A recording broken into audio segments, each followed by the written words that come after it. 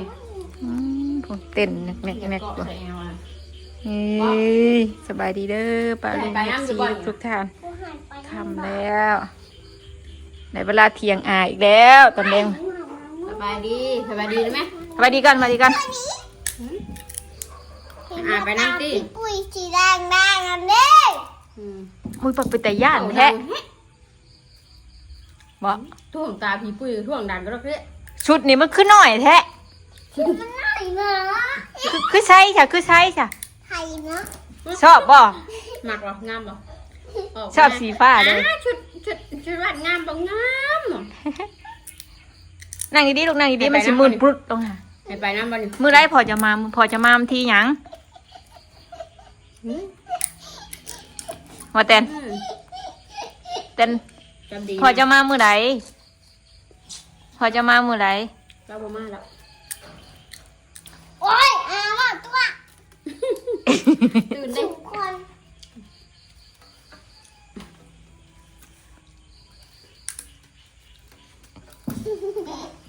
ระวังตกเด้อมัวแต่อยากถิ่มมูดิ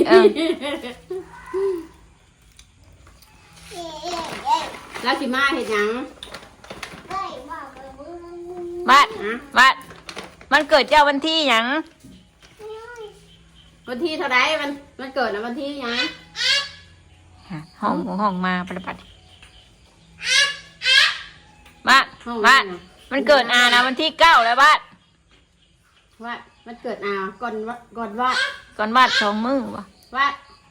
มันเกิดก่อนวาด3 มื้อแล้วเนาะวาดให้ไปกินชาบูน้ำตกได้ลูกตกได้ตีนะนั่งดินั่งนี่มันสิจุบลงหันนะปากแตกนะฮะลงหันเอวหักมาเลยมันเกิดชับน้ำปันน้ำปันแม่บอกว่าให้นั่งลงดีๆบอกน้ำปันโอ้ยมาดื้อแทนก็มา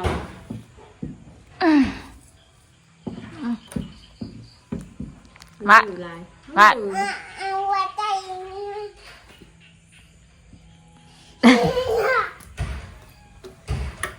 มันคาหลอกไปจักลูกคาหลอกลูกมันคาหลอกไปจักตึมอยู่อาทิตย์เฮือนเพได้สิหรอที่เพื่อนเพอะไรเสียงเสียแก้วหูว่าวแทงเดียววะแมนบอลันแบบนี้นะแอลกงนี่เนี่ยคือคนเถ่าแท้คือว่าวันแอลงอนะ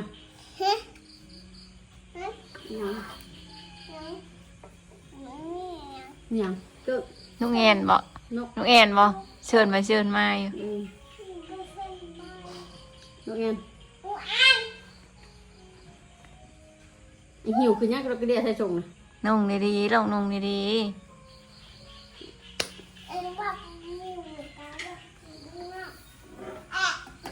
เอามาหายเรียบร้อยท้องเก็บมาเดี๋ยวดินี่ไม่เก็บให้แหละนี่ไม่เก็บให้ได้หันกูว่าท้องเสร็จมาเลยว่าท้องคุยกูว่าแล้วลุกขึ้นลงดันไปนั่งอยู่บ่ลุกขึ้นมาไปไหมไม่ไปอย่าแล้วเพิ่นมานั่งดีๆลูกนั่งดีลูกว่าจับดีว่ามีกระเตาะกระตาผมว่าเอาก็ยังว่าอยู่อันนี้นะใส่นี่นะรักเงินรักคำเพิ่นว่านี่กระตาไปเก็บเห็ดนี่ว่ากระตาเก็บเห็ดกระตาเห็ดตามที่ความเชื่อเพิ่นนะมีแคนบ่ขาดบ่แคนมีติบข้าวน้อยมีกินมีไส้บางวันนี้ยังทางการ50,000ได้วัดตลาดลงเงินกันยัดใส่กันยัดเงินใส่ก็มีได้ช่องก็มีได้นั่นตลาดลงเหรอตลาดลงว่าซื้อมาแต่ตลาดลงว่าอยากได้แล้วนี่ก็ได้ซื้อมาแล้วก็มาห่อยอยู่ฮั่นติบข้าวนี่มียังติกดเอ็ดแท้ตอนนี้ไป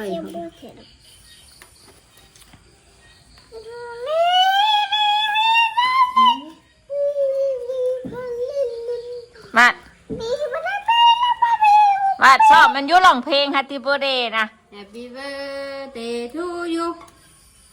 Happy birthday to you ถามอายุอาจัดบ่วันเกิดนะชิโร่แล้วอาเกิดวันที่9ได้ก่อนวาดได้ ก่อนบอก วาดวันที่12วันที่9ได้ ที่เขาน่ะกับที่12ของวาดวันที่12ถูกต้องเนาะ วาดสิเอายังไงเฮ็ดได้นี่ก่อน มีแต่หัวใจเหรอ มีแต่หัวใจกับรอยยิ้มอยู่เหรอ วันเกิดวาดสิเอายังไงไม่ใช่เอาให้เจ๊เอา เอายัง เอาไปซื้อหุงโต๊ะตัวสิเอายัง แม่สิเอายังให้น่ะ สิเอาหยังแม่บ่ได้มีหยัง มันนี่ยัง เจ้าอยากได้หยัง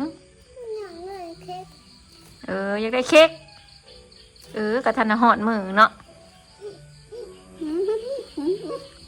เจ้าก็ขอเป่าน้ำอาแหละ เราต้องการเนาะเขาเนาะเนาะนี่ยัง เปิดทีวีแม่ไหนคือได้เข้าแล้วบัดนี้ ไปเด้อ เมื่อยแล้วจ้ะเด้อ เมื่อก่อนด้วยค่ะบ่ เมื่อยยังน่ะเมื่ออาบน้ำเด้อเฮ้ยน้ำมานั่งดิดน้ำได้2 มื้อได้เราอยู่น้ำค่ะ มานี่ ไอ้ท่านเมื่อมาสามารถดิ นี่สิถามนี่เขาเป่าพร้อมกันเนาะมันเกิดเขาเนาะ โอเคจ้ะให้เป่าน้ำบ่เค้กนะว่า เป่าน้ำเด้อ เป่าย้อนดังได้อยู่ นี่ด้วยเอา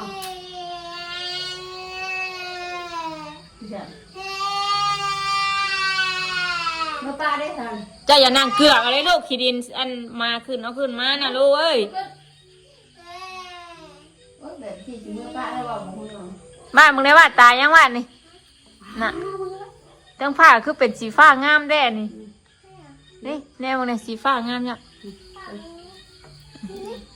ฝนเอ้ยพอแล้วเนาะ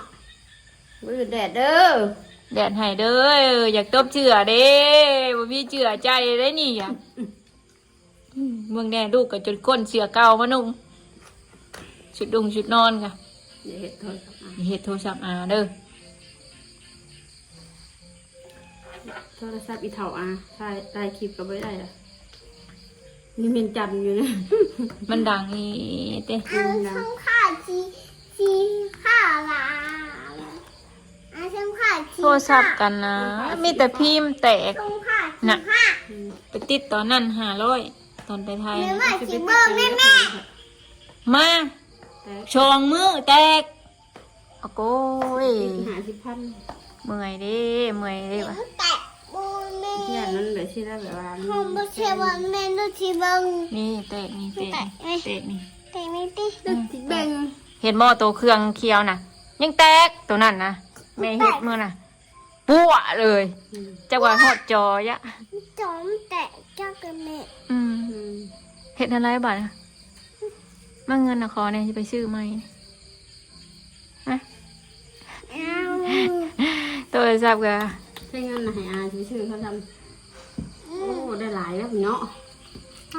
เต็มกำมือหนึ่งเฮ้ยเด้อนังเด้อแล้วเด้อนังเด้ออุ้ยนังเด้อ เป็นอะไรแม่ว่าแล้วชาเฮ็ดเองนี่ชื่อนั่นชะมูเฮ็ดนี่ เด้อนังเด้อเฮ้ยเป็นได้กินนี่มันอยากมื่นบ่เป็นได้เกือบเจ็บเนาะเด้อนังเด้อนังเด้ออย่าเฮ็ดจะได้พลาดปากแตกย้อนนะท่านก็ไตย้อนแขวเยินออกจังไหนฮะเป็นเลยหอมในจังหวัดนะ นั่งดีๆลงนั่งดีๆนั่งดี มาแป้งเลยไหมหอมแก้มในจังหวัดนะหอมเลย ๆว่าเดือน9นี่ไปโรงเรียนไหนไปบ่ ไป เลยวันเกิดว่านี่ไปโรงเรียนไหน ไปเรียนหนังสือเด้อมาส ต อ อน นนาน ตอนเช้านี่แม่ไปส่งตอนแรงกะบางทีเอามือกะมากับท้องไปชูมือ บางมือกับแม่ไปโอเคบ่ให้แม่ไปรับชูมือบ่ ก็เลยเนาะ ไป ตอนใหม่ๆนี่แม่ไปชุมือให้จ้ะจักแบบไปตั้งแต่บ่ายชงจ้ะ เพราะว่า บ่มาก็มาก็ได้นะวันเนาะ อย่าเห็ดนะนี่ตีนนะอายพะลุงเนี่ยมึงเนี่ยพะลุงมึงนะบัดคือดื้อแท้ปะแดะ เฮ้ยบ่เฮ็ดนอน บ่เห็ดลูกละ บ่แพงเด้ บ่เห็ดลูกบ่เห็ด บ่ยาก เดี๋ยวจะเฮ็ดกับไก่ บ่เห็ เฮ็ ด ดยังนะเฮ็ด บ่ ยัง แม่ตาพี่ปุ้ยนะ ใช่ สีแดงแดงคน ใช่ นี่แดงแดงนี่ บ่แม่นอยู่นี่บ่ โมแมน ตาพี่ปุ้ยนี่ นี่โมแมน นี่ตาพี่ปุ้ย โมแมนตาพี่ปุ้ยนี่นะ ยังค่ะ โมแมนตาพี่ปุ้ยก็ต้อง มีเหรอ มี จกยัง ทางแม่ว่ามื้ออื่นถ้าฝนบ่ตกว่าสิไปหน้าบ่ไปหน้าบ่หรือสิไปดิดน้ำอา ไปนะ ไปหน้าบ่บ่ไปน้ำอาบ่ โมแมนตาพี่ปุ้ยชีแดงแดงทำ มันเป็นอะไรมันเป็นอะไรมันเห็นอะไร เป็นยืนนี่ อุ้ยเป็นตาย่านแท้เอาเส้นพริกได้จะไหมฮะ อุ้ยคือเห็ดนี่เป็นตะยานแท้นะ ยังขี้ไล่เอาช่าง นางดองแม่ย่านตกนางดองเห็ดหน้าโกรธอาอยู่เห็ดหน้าโกรธอาอยู่ น้ำใช่ อันยิ้มหวานให้อายิ้มหวานให้อา เฮ้ย เวลางอนเลยงอนเราเลยแล้วหยอกแกซื้อ อยากมือเป่าบริมีอ่ะ หยอกซื้อ เห็นหน้าโกรธดูจ้ะหน้าโกรธไปสิต้องดมต้นด้าน เห็ดโอ้อย่าเห็ดอันนั้นลูกอย่าเห็ดอันนั้นโนเห็ดดีใจได้ดีใจเห็ดได้ดีใจนะชื่นใจได้ชื่นใจนะเย้ สนใจกับแต่บัด ยิ้มหวานเนาะ อืม เฮ็ดโกรธมันชื่อว่าโกรธพอบุญเฮ็ดได้โกรธพอบุญว่าดอกปากกับปิ้นคือน้ำบ่ เอาติ๊บข่าวหอยมึงอยู่เอาติ๊บข่าวหอยมึงอยู่ค่ะจะมาหอยไล่เจ้าบดางงอนน่ะเอาหอยมึงอยู่ มันเข้ามาได้แล้วมันเข้ามาได้ใช่ แม่ว่าหยอกซื่อเวลาโกรธกับยิ้มนี่อะแม่ว่าเวลาโกรธนี่ช่วงชิเมื่อยแทบบ่ เฮ็ดปากเป็นกันดิเมื่อยบ่แต่เวลาโกรธอ่ะ เวลายิ้มนี่กลัวมั่งแม่ว่าเนาะ เวลาโกรธ เพราะฉะนั้นเราบ่ต้องโกรธเด้อ โกรธปากเฮ็ดแบบว่า ลองมึงโกรธมึงอยู่ค่ะโกรธมึงอยู่ แล้ว พวกนี้ขี่นี่ เลียได้ไหม ขี้นกบ่ลูกบ่ ขี้เกียจ ขี่เกี้ยง เฮ็ดหน้าโกรธดู เฮ็ดแล้วมื้อนั้นอยากให้อาไปกินชาบูเฮ็ดได้ลูกเฮ็ดได้ลูกเฮ็ดได้นะนางแจนั่นแจนี่นะ เฮ็ด ล่มเลยลูกล่มเด้อ เขาไปกินน้ำกันเนาะพอบุญมาเนาะ พวกนั้นกินน้ำบอก เอาวางชั้นนะ มานั่งพีอย่าเอาถือเกิบเข้าในเด้อลูก เมื่อป้านะหมูบ่ให้ไปกินน้ำนี่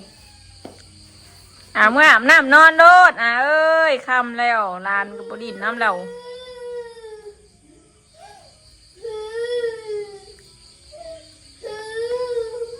สิโกรธพ่อโกรธแม่กันแบบนั้นแหละโกรธแพ้กันนั่งปักปิ่นอยู่แจพุ่นนะ นึกเดียวกันว่าเด้ยเอาผ้าสีเงินกับหมอนนะลูกไปนอนน้ำมันจังบ่เมื่อยว่ะยังงอขึ้นกว่าเก่าแล้ว ว่าโกรธดูคือแก้วน้ำมาใช่ปะเอาโกรธนี่คือแก้วน้ำมาแท้นี่เอาเด้อเมื่อป้าเด้อ อันเจนนี่ก็เริ่มเฮ็ดตามได้มื้อน่ะเห็นวาดเฮ็ดมากอดเอิก กอดเด้อได้พี่แต่กอดเด้อได้ถ้ากดชิได้เจนี่เพื่อน เห็นวาดเฮ็ดมื้อนั้นเด้ แต่เดียวกัน ถ้ากดกอดเอิกปับแล้วก็ก้มลงที่มันนะก้มเห็ดหนา นี่แบบปักปิ้นก็ได้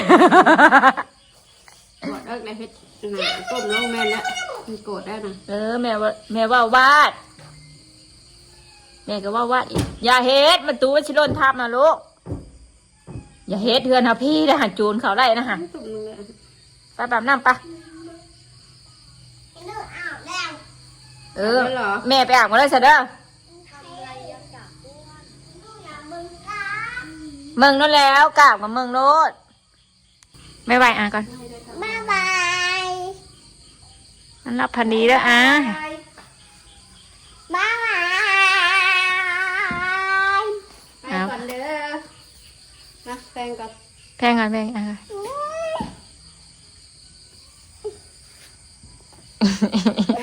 มาจัดหอมเลย แพงแน่ กอดกอดจันจ้ะ กอดอาก่อน หอมแก้มก่อน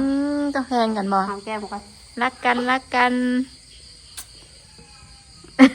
คราวนี้ เออ ยังตั้งนี่จบแล้วนะ ให้กดอาได้หรอวะชั่วมือนี่นะบ่ หายยัง ให้ ปอกปากแตกเนาะ ไปเขาในปะเขาในปะ เขาให้นะ ขอบลูก ไม่ไหวเด้ออาฉันแล้วบ่ บ๊ายบายเด้ออา อื่นเจอกัน เจอกัน เจ๊เจ๊อาบน้ำก่อน อาบน้ำกันแล้ว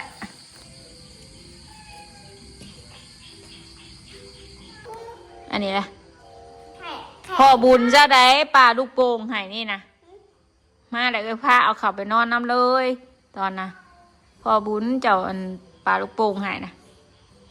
เดี๋ยวมันทำเครื่องจะผ่าโบเพเดี๋ยวแม่ชิปั่นให้เด้อปั่นแล้วเจ้าจะเอาเขาไปห้องก็ได้เด้อเอาเขาห้องบ่ฮะ เข้าห้อง เอาเขาห้องกับชักก้อนชักก้อนอย่างเอาเขาเงี้ยบ่แม่ว่านะมาแม่สิแก้ผมให้มะ บุกแกบุกหายแก เอาสินอนแล้ว นอนบัวลอยนึกปิ๊งปิ๊งปิ๊งปิ๊ง ต้องผ่าชีเงินนี่ต้องถือแบบนี้ตลอดบ่คำไม่ต้องอุ้มผ่าชีเงินตลอดบ่มันเป็นอะไรมันเป็นอะไรมันเป็นอะไรความรู้สึกเบิ่งแม่ที่ถามนี่ผ่านี่มันเป็นอะไรฮะ ค่ะมันหอม มันหอมโอ้เวลาลูกออกไปข้างนอกไปน้ำรถพ่อบุญแม่ก็เห็นลูกเอาผ่านี่ไปตลอดนะมันเป็นอะไรถ้าบอเอาไปมันเป็นอะไรบอดขินฮอดบ่ฮะมันเป็นอะไรมันเป็นอะไรมันนุ่มบ่ นุ่ม งั้นมันก็หอม ขาหอม ใช้เบโลมึงคือมินแท้ หอม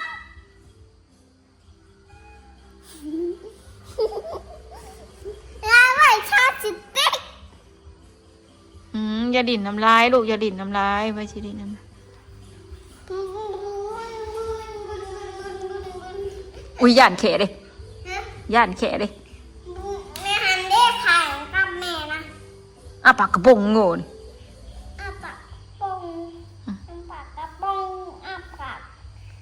กระปงนี่ พอบุญเจ้าได้ปลาลูกโป่งให้นี่นะพอบุญเจ้าปลาให้ได้นี่นะบุญมาที่สองมาด้วยบุญจงเฮือแหละแม่ก็ลืมเลย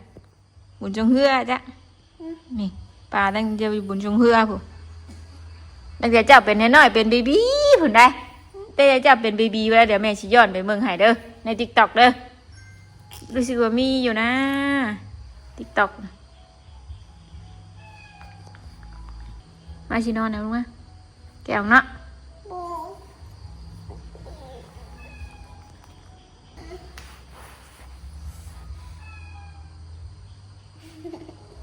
เป็นอีสัง เป็นอีสังเฮ้ย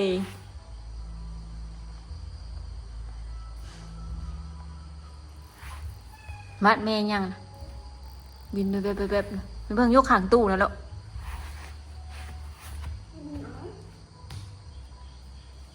ผู้ขางตู้ผู้ได้ลูกผู้หอมผู้ใกล้มอนแม่ผู้ได้ใกล้ลูกทูจาผู้ได้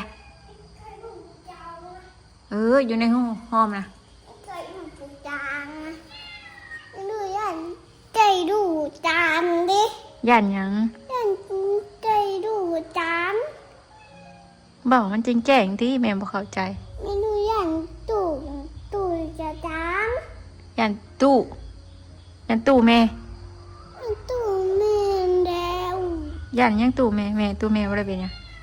ตู่แม่ ตู้ไว้หย่อนยังไว้หย่อนยังตู้แม่ ฮะ ตู้แม่ ตู้แม่ เป็นหยัง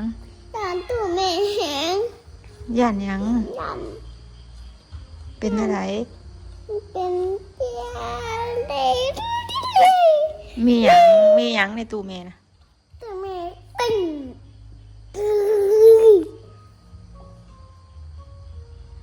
มันไม่ร้ายไม่จอย หืม ตู้แม่ไม่จอย ยังโกรธอาทองอยู่อ่ะโกรธแล้วเรื่องหยังฮะคือแพงกันนะเด้หอมแก้มกันเลยเมื่อกี้นี่หอมเลยเด้อย่าลิ่นน้ำลายหลงเปื่อนไหนเปื่อน สิปิ๊ก โบแมนจะติ๊กจะท่าจะติ๊กดีๆโลดโบต้องลิ่นน้ำลายแม่เว่าฮะพังหัวแม่ตีลูกอย่าลื้อเลยเด็กดื้อเป็นหยังเด็กดื้อนะ หมา ฮะ หมา โบแมนหมาเป็นเด็กน้อยดื้อบ่พังความพ่อแม่ โอ้ยวันยังท่าสิปิ๊ก ก็คิดได้ใช่เสียทากะ ถ้ามันงา บ่งามบ่งาม มือ ทาทำได้บ่งามต้องทาสติ๊กผู้ถึงจะงามบ่ลิ่นนะลูกเด้อนี่กับปานในหางปานนี่ขี่รางวัลนี่แล้วก็นี่ก็ขี่รางวัลนี่อี๋นอนเวียนแห่งวันตอมปากก่อนได้เพื่อนขี่ใส่ปากก่อนนี่ มึงหาเรียบยาวบ่มึงมีตันให้ยาวบ่เบิ่ง แม่มาท่าสิปิ๊ก เบิ่งแม่ขอมือได้เบิ่งเรียบยาวบ่แพงเด้เบิ่งมือข้างนี้ดูแม่มือข้างนี้เด้เขินบ่ไม่ได้เขินนะไม่ได้เขินเฮ็ดอะไร เคยยังไอชิดผล ฮะ ก็น้องคือไอชิดผล เขินไม่ทิศเขินนะยัง เขินคือไอชิดผลเขินไอชิดผล มื้ออื่นจะผลบ่ตกสิพาไปหน้าเด้อถ้าผลตกก็บ่ได้ไปคือเก่า แม่เอาไข่แม่ เออ แม่เอาไข่แม่มันมีน้ น้ำในใส ำน้ำไม่ให้ไข่นั่นเด้ แค่เปียกบ่ ไข่เปียก ใช่เอามาเมืองอยู่แม่สิจับมึงมันเปียกวันไหน เปียกเปียก เบิ่งหาเบิ่งเจะอมตีนไหนเปื้อนน่ะเบิ่งมันเป็นอะไรแม่สิตาเล็บให้นี่นะ ตัดเลยอย่างตัดนะ ใช่สาเล็กตาเล็บจ้ะนะอยู่ใส่เอามาดูแม่สิฮะ อยู่นู่นรถพอบุญหุ่น อะไรนั่นของพ่อต่างหากของลูกต่างหากของพ่อก็ต่างหาก ของบูค่ะ ของพ่อสีฟ้าเด้ของลูกสีชมพูเด้ หาบังรถ ลูกสิไปหาอยู่ไสฮะ เห็นใครเสือเซเว่น บ่อื่นจังไส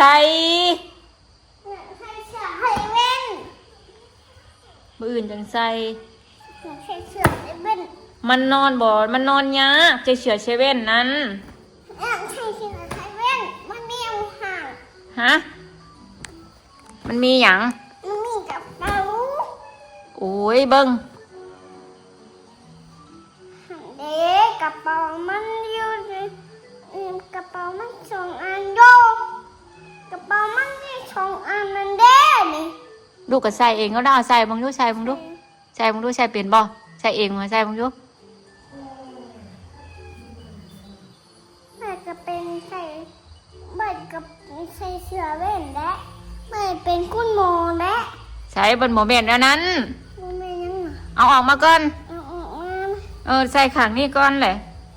ตรงนี้ก่อน แม่ว่าบ่อื่นจังใส่บ่อื่นตอนนั้นน่ะป้าจอยพับเป็นตู้หาบ่เห็น ขับเป็นตู้ทำเว้น เอายาแล้วว่ายาอยากใส่แล้วว่าเอาไปไว้ก่อนเด้อเสร็จเด้ออย่าเฮ็ดนั่นนะลูกล่มนะฮะหาดไม่ว่าเลยป้าตัวใส่เองก็เป็นดีโลอันนี้เย้อันนี้เอ้าเบิ้ง ใส่เจี๊ยบๆแล้วลูกได้บ่เก่งจังเลย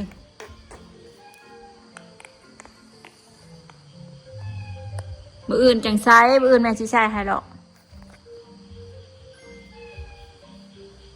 มักแห้งดีล้อเนาะเสือเซเว่นนี่เนาะ แม่เอาตะลุงมันแน่ เสือไปซื้อให้ลูกนี่นะ สวยผ้า เสือไอ้บ่าว สวยเบา จื้อแน่ สวยผ้ามา เสือไอ้ผ้ากระตูนเจ้านุ่งมื้อนั่นเด้มื้อก่อนๆนั่นเด้ มันคืนนี่ ใช่เฮ็ดหยังนี่กระเทอยู่นี่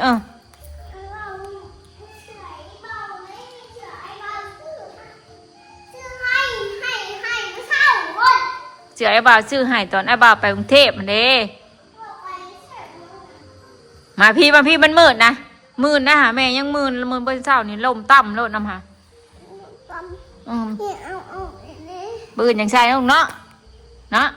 งานมันเก่าเนาะอื่นยังใช่เนาะโอ้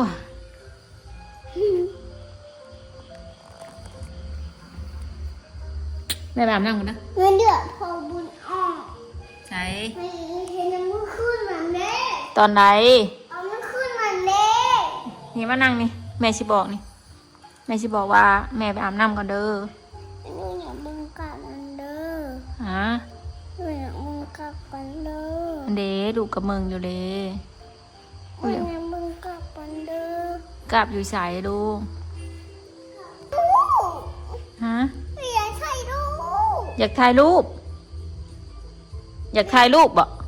ยากใส่ลูก โมให้ถ่ายรูป หนูให้อะใส่ลูกนี่ อันไหน นี่ มันเป็นหยังมันเป็นหยัง นี่ มันแตกอันนี้อันนี้นี่ นี่แม่ ยามันหรอกอย่าเฮียสีของแม่เลย อยากเห็ดมันหันเด่นได้อยู่ มันยังไหลอยู่มันยังไม่ได้ขาด มันยังไม่ได้รุดออก โอ้ เบิด ยอยากเห็ดมัน ยังใส่ไหลอยู่สำนั่นนะ มันใส่ได้อยู่ อืม เด่นยังบุเตะ อืม อันนี้มันยังบุเตะ อืม ไม่เปิดให้แน่แม่เอ้ยไม่เปิดให้แน่ ดูสิเมืองหน่อยหนึ่งบ่ทำไมว่าย่าได้ โอเค ลูกสิพังครัวแม่บ่ทำไมว่าบาดเอ้ยเอาโทรศัพท์ให้แม่ไว้ลูกนะแม่โอเคเลยได้ โอเค สัญญาบ่ ใช่ยานี่ อืมฉันแม่ไปอาบน้ำก่อนเด้อเสร็จเด้อ โอเค สวัสดีค่ะป้าลุงงามๆก่อน สบายดีครับ โมเมนต์ครับนะผู้ชายต้องไอทิศครับเจ้าต้องสวัสดีค่ะ สบายดีครับตำรวจแล้วสบายดีครับตำรวจนะ จำน้องวาดก็ต้องว่า สวัสดีค่ะเบาของยูเบาเปลี่ยนเบา สบายดีครับ สวัสดีค่ะ สบายดีค่ะ ถูกต้องสบายดี สบายดี โอเคป้าสาน้องป้าจอยกับสิจบคลิปเพียงสำนี้ก่อนเนาะป้าลุงเลยขอบคุณละลายที่เขามารับส้มโดยที่บกดข่าวโฆษณาของแม่จอยเลยตลอดมาเลยป้าลุงเลยขอบคุณละลายเนาะคลิปนี้ก็ไปแล้วกล่าวคำว่าสบายดีสบายดี สบายดี เลยแม่อาบน้ำเลย